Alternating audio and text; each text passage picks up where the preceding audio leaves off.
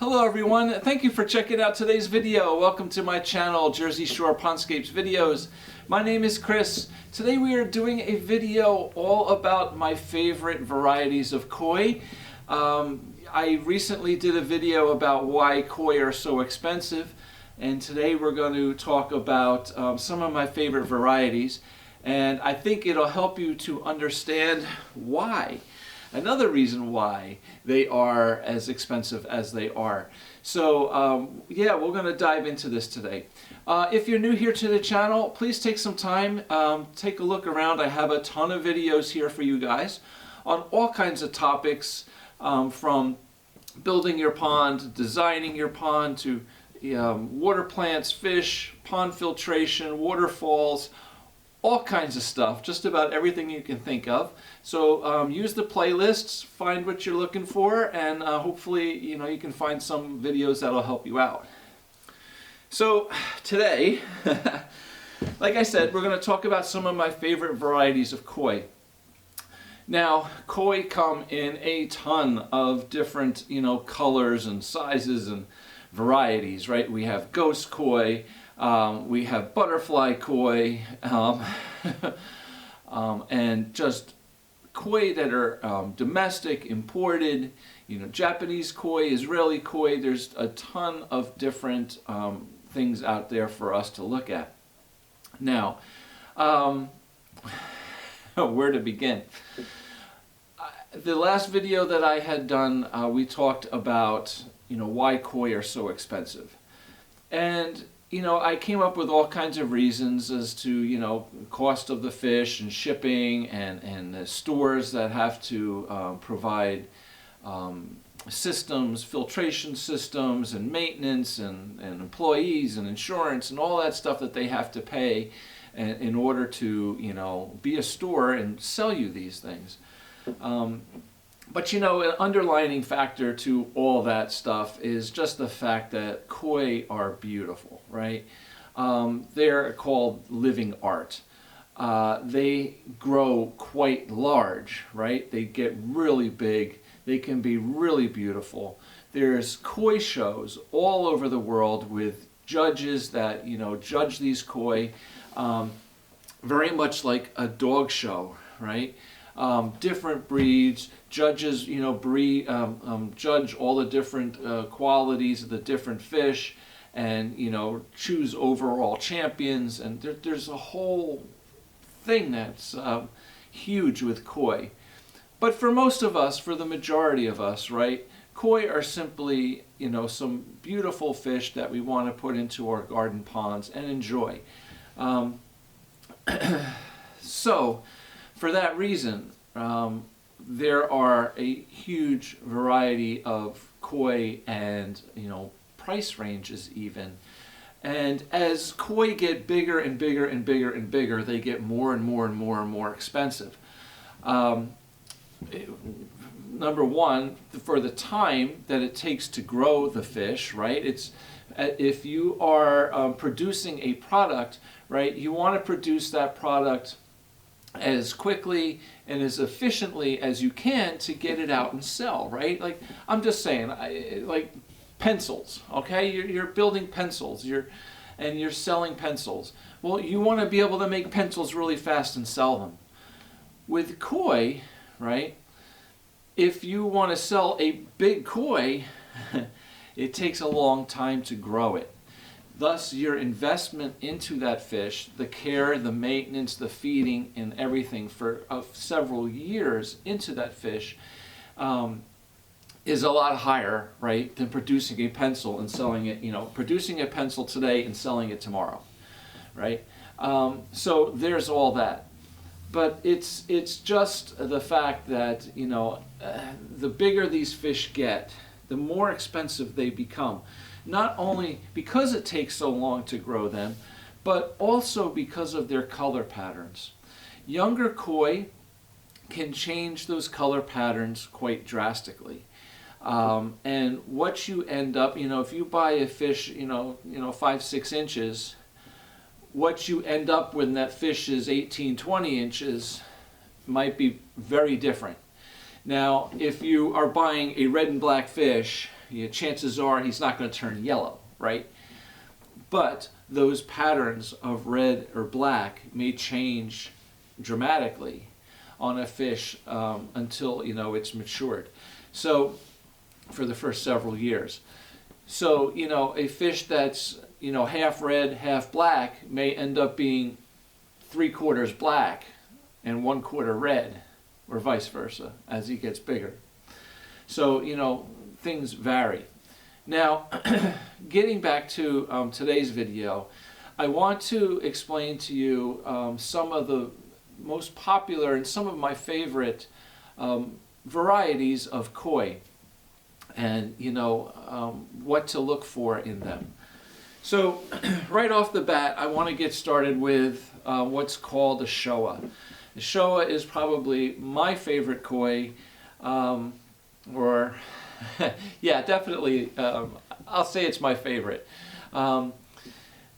It's basically a red, black, and white fish. Now this fish is predominantly black when it's young, and the red and white markings come out on it as it grows. It's very difficult sometimes to see, to tell, at least for me. I'm not a koi professional, okay?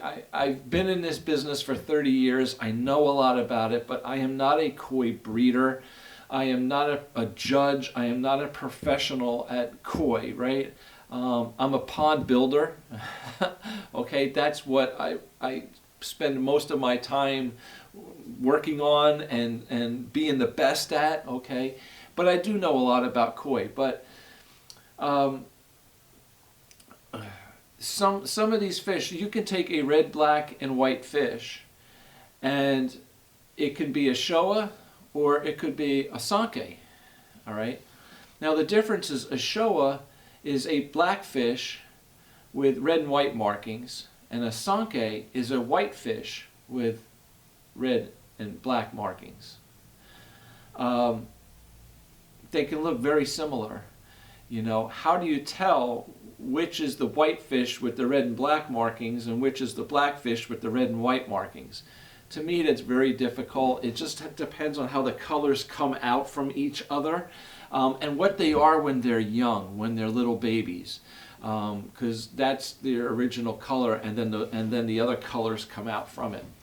But for many of us, we don't know what the fish is like when it was a little baby, right? We just buy in a fish at that part of its life, and now. But anyway, the Showa, just beautiful fish. I have the Showa on my Jersey Shore Pondscapes logo that I drew up and designed. This one here, that's my Showa. I have seen these fish over the years, many different Showa, and they're just stunning. I think they're just beautiful, especially the really large ones. And these things can grow, 30 inches plus with these color markings. And when the colors, the black is black, the red is red, and the white is just vibrant white, and the colors are clean cut, divided, they're just absolutely stunning. Really beautiful fish. Now from there, my second favorite fish, which I kind of say, like, I hesitated saying the Showa was my favorite because this one is right there too. They're neck and neck, but we'll give it to the Showa. In second place, I would say is the Shiro Utsuri, which is a black and white fish right here. Basically, the Shiro Utsuri is a Showa without the red. Okay, very cool fish. I love these things. A really nicely patterned black and white Showa is, Shiro Utsuri is just beautiful. Now the variety of the fish is called Utsuri. Shiro basically means white, okay? There's a High Utsuri, which is a red and black fish, and then there's a Ki Utsuri, which is a yellow and black fish. They're a little more rare, but all three are stunning. They're beautiful fish. The yellows are not too common, but the High Utsuri, the red and black, and the white and black Shiro Utsuri are more popular and just absolutely knockouts in the pond.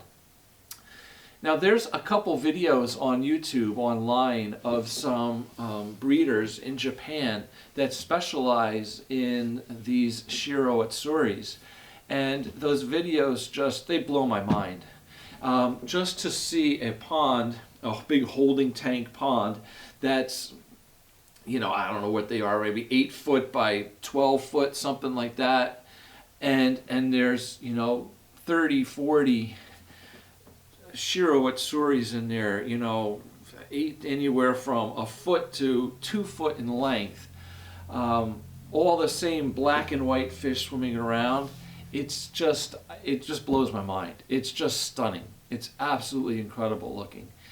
And the color patterns on each fish are different. Some are more black, some are more white, and every one of them is just really, really beautiful. Yeah, so that's that one. After that, number 3, let's say, is probably the Kohaku, which is a very common fish, red and white patterns. They are, really popular and just absolutely beautiful. Again, their color patterns vary. Some are more red, some are more white. There's all kinds of traits, qualities that judges look for as far as the amount of red to the amount of white on the fish. There's even what they call like 2-step or 3-step, where it's like 3 patches of red or 2 patches of red and white, divisions. Very, very cool. Now there's also what's called a tancho, which is basically a fish that has a red circle right on top of its head. Now it could be a sanke tancho, it could be a Showa tancho, it can be a just plain white fish with the red circle on its head. Those are pretty cool too. From there, let's go on to number 4, which I'm going to give a tie to the Asagi and the Shusui. Now, both of these fish are basically blue, like a blue-gray color, with red on the bellies that comes up the sides. Now, the Asagi ideally is a more patterned, scaled, blue-scaled fish. The Shusui is more of a scaleless fish with just large scales down the spine, down the dorsal spine, okay? Most of the Shusuis, I find when they're younger, they have more blue on them down their sides, but as they grow, a lot of times the red on the bellies, the orange red on the bellies, comes up the sides, and sometimes that red-orange color can overtake the blue almost entirely. Regardless, it's still a very cool-looking fish, I think. The Asagis, a high-quality Asagi, is really stunning, because what they look for is that orange-red to stay on the bottom half of the fish, no higher than the lateral line on the side of the fish. And then the scales down the sides and the back of the fish are very blue colored, but very distinctly patterned, right? So you see each individual scale, like really beautiful, scaling pattern. Very, very cool fish. And as they get larger, they're just very different looking in the pond from all the black, white, and red, fish like that. Number 5, we're going to go with the Ogon. The Platinum Ogon is my favorite. Now, an Ogon basically is a solid colored fish, usually white. Okay, now when I say white, these things are vibrant, just shimmering like silver white. There's also like a yellow, a bright yellow, and also an orange. All three of them are stunning, but the white fish, there's just something about it to me. I think it goes back to years and years ago when I had my own pond, and I would go out to the pond at night, and it would be dark out, maybe just the moon shining, whatever, but it's dark. And you could see those white fish swimming around the pond. I had a pretty nice sized, maybe a 15, a 16, 18 inch white butterfly Platinum Ogon that was beautiful. It looked like just an angel swimming around in the pond at night. It was really, really cool, and I always remembered that. So that was always, one of my favorite fish. Like I said, the Platinum Ogon is just stunning. And the yellows, of course, look great too at night. It's just as, and I'm in at night, but just during the day, it's just this vibrant color in the pond that just catches your attention. So very cool as well. From there, I want to get into something a little more crazy. There's a fish called the kumenru. It's basically a black and white fish. It's typically a scaleless fish, at least the ones I see that I really like. To me, they look like panda bears. All right. Very similar to Shiro Utsuri that we talked about earlier, but these, like I said, are scaleless, whereas the Utsuris, are all scaled. But I just call them panda fish. They look like a panda. Some can be more black. Some of them have more white. They really vary in their colorations, but really a unique and pretty rare koi as well. All right. So those are some of my top picks as far as my favorite koi go. An honorable mention, as I've mentioned it a couple times already, is the sanke. So a sanke is the fish that's similar to the Showa, as that it is it has black, white, and red patterns on it. But like I said, the Showa is originally a black fish that the white and red comes out of, and a sanke is a white fish that the red and black comes out of. Usually the sanke is pretty common and available in a wide range of color patterns and differences. And they can be a really pretty fish too, but the Showas to me, just that deep, rich black and covering the body with the red and I mean, I just think they're awesome. So yeah, so that pretty much wraps it up. Now, there are tons of varieties of koi that are just, absolutely amazing too. These are very common koi, but they are beautiful. And I think they're the most common simply because they are beautiful and people want them. They're sought after the most. And there's a good reason for it. If you have a chance, go online, go on YouTube here, look up some, names, some of these names, Showa, Kohaku, Asagi, the Utsuri, and look at some of the videos and pictures of some of these fish from Japan. They are just absolutely stunning, especially when these fish get big. Just unbelievable, unbelievable. So, yeah.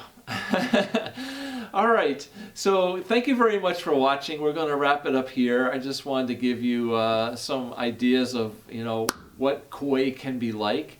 Now these koi that you see here in these pictures, I mean, these are show fish, you know, definitely high-end quality stuff.